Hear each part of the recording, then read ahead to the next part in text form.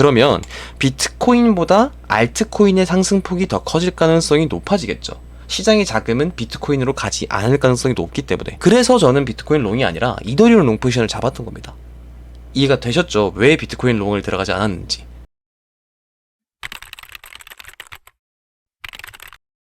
네, 반갑습니다. 차트진이고요.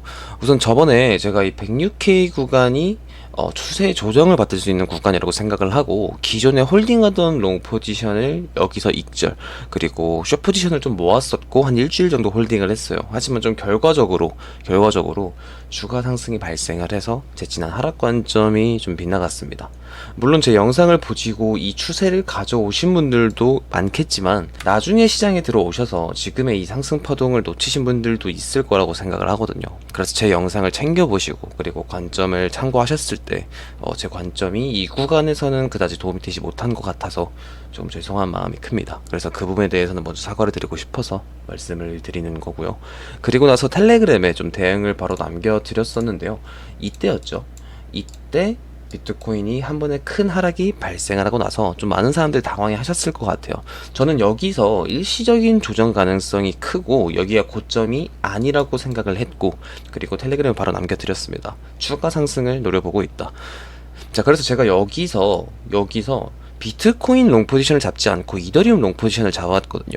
비트가 지지 구간인데 이더리움 롱 포지션을 잡았습니다. 왜 비트를 잡지 않았냐? 그게 이번 영상의 핵심이에요. 저는 지금부터 알트코인이 하나둘씩 오르는 상황이 나와줄 거라고 생각을 합니다. 그러니까 비트의 상승폭보다 알트코인의 상승폭이 훨씬 더 클 거라고 생각을 하는 거예요. 왜 그렇게 생각을 하냐? 이번 영상을 좀 끝까지 보시면 제 관점이 이해가 되실 거라고 생각을 하고요. 네, 시작하기에 앞서서 지난 관점은 모두 텔레그램에 남겨져 있어요. 그래서 이 구간에서 하락장이 임박이 했다라는 것을 말씀을 드렸었고, 하락장에서 상승장으로 전환이 될 가능성이 높다라는 것도 모두 텔레그램에 기록으로 남겨져 있으니까요. 확인 용도로 들어와 주셔도 좋고, 매일 하루도 빠짐없이 관점 업로드를 하고 있습니다. 그래서 다가오는 이 불장에서 저는 아직 불장이 많이 남았다고 생각을 하거든요. 그래서 그 불장을 차트진 관점방에서 함께 하시면 도움이 많이 되시지 않을까 생각을 합니다. 그래서 댓글과 더보기란에 있는 텔레그램에도 한 번씩 참여를 해주시면 좋을 듯 하고요. 시작하기 전에 구독 그리고 좋아요 한 번씩만 꼭 눌러주시면 감사하겠습니다. 네, 그럼 바로 시작해보도록 할게요. 우선은 전고점을 돌파를 했습니다. 전고점을 돌파를 했어요. 그럼 여기서 의견이 많이 나뉘겠죠? 추가 상승을 보는 사람이랑 그리고 하락을 보는 사람이 의견이 많이 나뉠 거라고 생각을 합니다. 우선은 제 생각은 여기가 고점이라고 생각을 하지 않아요. 당분간은 좀 상승 추세가 이어질 수 있다라고 생각을 하거든요. 하지만 지금의 상승은 비트코인보다 알트코인이 더 많이 오를 거라고 생각을 합니다.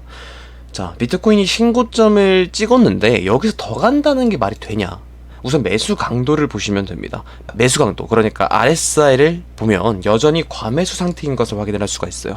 그리고 이번에 신고점을 갱신을 했을 때 하락 다이버전스가 걸렸냐? 그것도 아닙니다. 매수 강도가 더 높게 찍힌 상승이 나와줬어요. 그러면 매수 강도가 높게 찍혀 있다. 그럼 지금 과매수 상태인데 위험한 거 아닌가요? 라고 하실 수가 있는데, 조금 다르게 생각을 하셔야 됩니다. 과매수가 찍히면 일반적으로 이 과매수를 시켜주는 추가 상승이 나와요.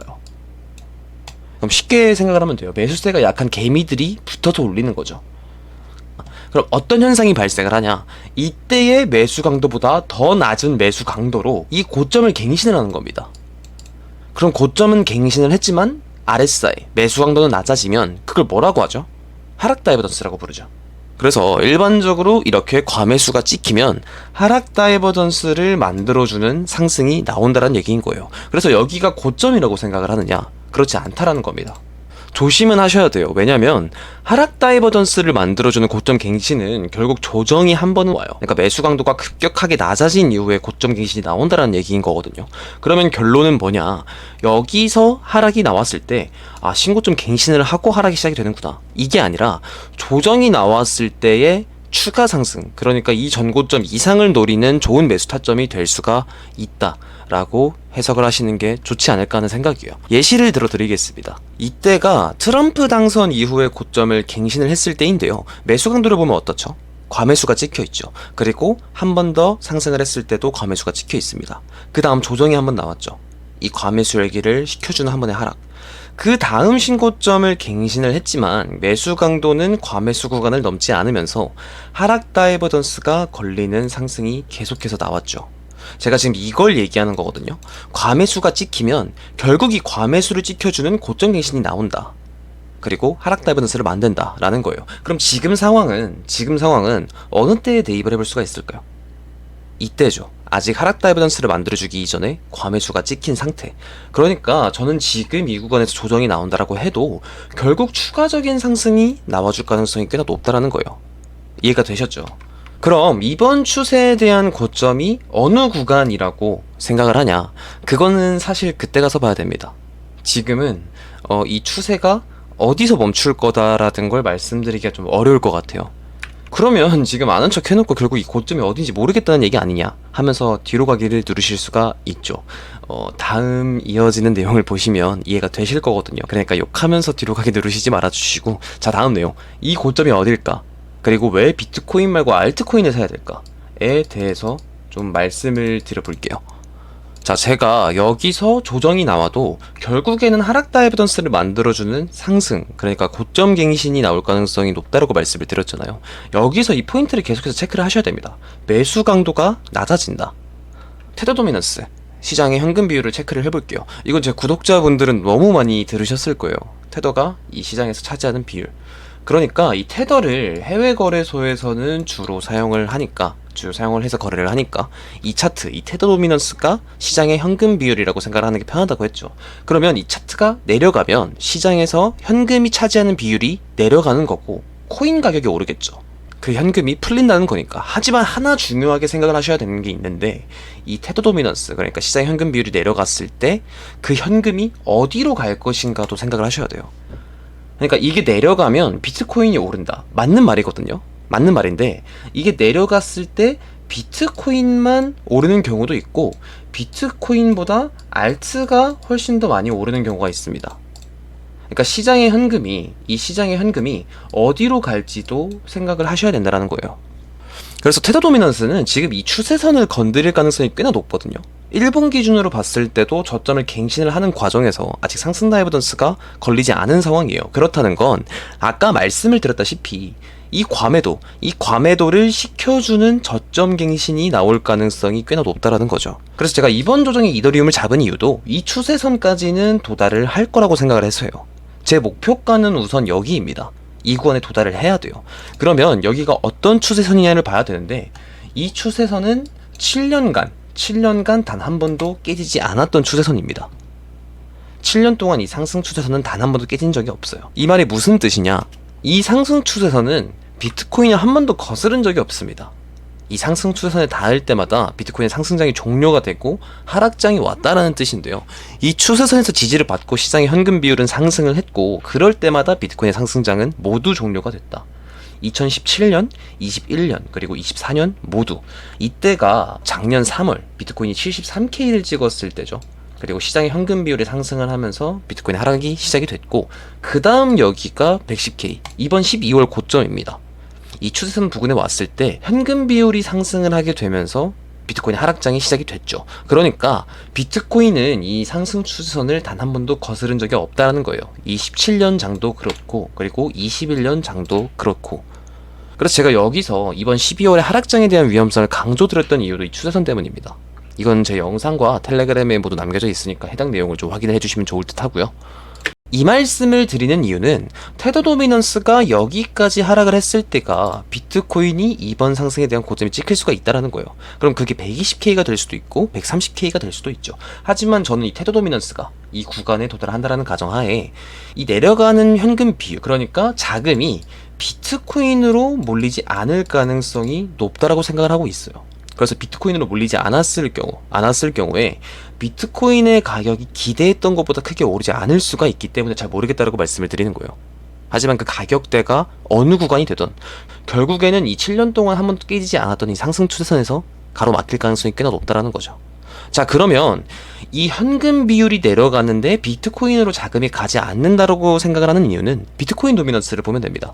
비트코인 도미넌스도 똑같아요. 테더 도미넌스가 이 시장에서 그러니까 현금이 차지하는 비율이라면 비트코인 도미넌스는 시장에서 비트코인이 차지하는 비율이겠죠. 그럼 비트코인 도미넌스가 오르면 시장의 자금이 비트코인으로 간다라는 얘기인 거고, 비트코인 도미넌스는 내려가는데 테더 도미넌스도 같이 내려간다. 그 말은 뭐냐? 시장의 자금이 알트로 가고 있다는 소리가 되는 거예요. 비트코인으로 가지 않고 시장의 자금이 알트코인으로 간다. 그러면 많은 사람들이 기다리고 있는 그 알트코인이 오르는 시기는 테더 도미넌스, 이 시장의 현금 비율도 내려가는데 이 비트코인 도미넌스가 내려가는 시기가 많은 사람들이 기다리는 알트 불장이 온다라는 거겠죠. 그럼 지금 비트코인 도미넌스는 어떤 상황이냐? 상승 채널의 상단의 저항을 맞고 크게 하락을 했고 이 상승세 기형 패턴을 이탈, 그리고 리테스트 상승까지 나온 상황이거든요. 그럼 여긴 저항 자리겠죠. 그래서 제가 이 리테스트 자리에서 비트코인 도미넌스는 하락, 그리고 테더 도미넌스도 같이 내려갈 확률이 높다. 그러면 비트코인보다 알트코인의 상승폭이 더 커질 가능성이 높아지겠죠. 시장의 자금은 비트코인으로 가지 않을 가능성이 높기 때문에. 그래서 저는 비트코인 롱이 아니라 이더리움 롱 포지션을 잡았던 겁니다. 이해가 되셨죠? 왜 비트코인 롱을 들어가지 않았는지. 자, 그리고 이때를 좀 주목을 해주시면 좋을 것 같아요. 이 비트코인 도미넌스가 내려가는 장, 이때가 언제냐 라고 하게 되면 12월입니다 12월, 작년 12월에 이렇게 비트코인 도미넌스가 내려가는 장이 있었어요. 저도 똑같이 이렇게 비트코인 도미넌스가 내려가는 장을 생각을 해보고 있거든요. 그럼 이때의 비트코인 상황은 어땠냐? 그럼 비트코인 상황을 한번 같이 한번 체크를 해보도록 할게요. 자, 그럼 비트코인 도미넌스가 내려가는 장은 어땠냐? 여기입니다. 제가 영상 맨 처음에 말씀을 드렸던 구간이죠. 뭐라고 말씀을 드렸죠? 과매수가 찍히고 나서 이 과매수 열기를 식혀주는, 이 매수 강도가 낮은 상태로 하락 다이버전스를 만들어주는 고점 갱신이 나왔다. 그리고 지금도 이 매수 강도가 높은 상황에서 결국에는 하락 다이버전스를 만들어주는 매수 강도가 낮은 추가 상승이 나올 가능성이 높다. 그럼 매수 강도가 낮은 상황에서 힘없이 올리는 상황이면 여기도 동일하게 비트코인 도미넌스, 이 비트코인 도미넌스가 내려갈 확률이 높아지게 되는 거죠.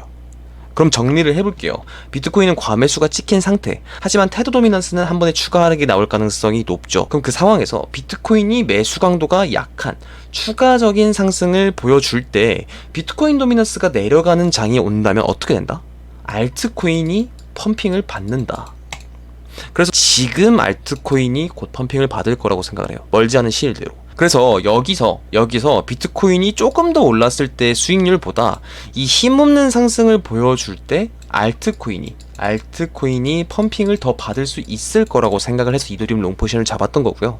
자, 그러면 마지막으로 만약 이런 조정이 동일한 프랙탈로 나오게 된다면 상승장이 끝나고 도망쳐야 되는 상황일까요? 저는 아니라고 봐요. 만약 동일한 프랙탈로 흘러갈 시에 여기서 하락이 나온다라고 하게 되면 이때의 갭만큼 하락을 한다라고 해도 거의 약 8% 정도가 빠지는 거거든요. 그럼 여기에 대입을 해봤을 때 약 100K 초반대예요. 하지만 저는 이때처럼 하락을 보여주게 되면 계속해서 알트코인을 살 겁니다. 계속 모을 거예요. 그리고 그 다음 상승을 노릴 겁니다. 이때처럼. 그래서 만약 혹시라도 이런 하락이 나온다라고 해서 패닉을 느낄 필요까지는 없지 않을까 싶어요. 아, 상승이 끝났구나라고 해석을 하는 게 아니라 여기서 알트코인 펌핑을 노리는 게 더 좋다라고 생각을 해요. 저는 결국에는 이런 힘없는 상승장이 올 거라고 생각을 하고 그 과정에서 알트코인이 정말 많이 펌핑을 받을 거다라고 생각을 합니다. 그래서 지금은 비트코인 롱 포지션보다 알트코인 롱 포지션이 분석이 틀렸을 때의 리스크보다 맞았을 때의 리턴이 훨씬 더 크다라고 생각을 하고 있어요. 저는 알트코인 불장이 곧 올 거라고 생각을 합니다. 네. 후속 관점은 댓글과 더보기란에 있는 차트진 관점방에서 매일 남겨드리고 있고요. 이번 영상이 도움이 되신 것 같다면 구독 한 번씩만 꼭 눌러주시면 정말 감사하겠습니다. 네, 지금까지 차트진이었습니다.